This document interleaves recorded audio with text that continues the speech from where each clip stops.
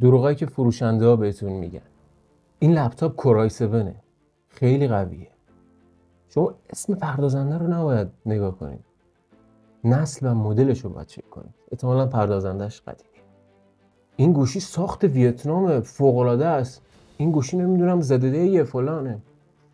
مهم این نیست که گوشی کجا اسمبل شده، همه‌شون یه استاندارد.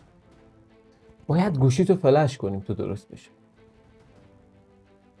بعضی مواقع گوشیت ممکنه هنگ کنه یا به مشکل بر بخوره یا یه اروری بده.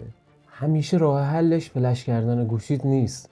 اگه گوشیت هم نو باشه گارانتیش از بین میره، هم گوشیت هم خراب میکنه. ویندوز کرکی هیچ فرقی با ویندوز اصلی نداره.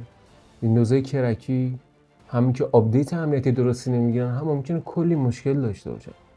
بعد راحت میتونی با این قیمت یه ویندوز اورجینال بخری. اگر شارژر اصلی نگیری یا گوشیت خراب میشه. مخصوصا این آیفونا که میگن اگر یه شارژر مناسب شما بخری و یه برند درست و معتبری هم باشه هیچ مشکلی برای گوشیت پیش نمیاد. رم این لپتاپ 32 گیگه، خیلی قویه.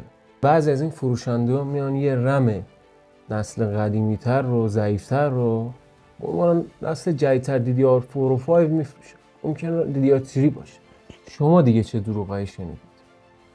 برام بنویسید.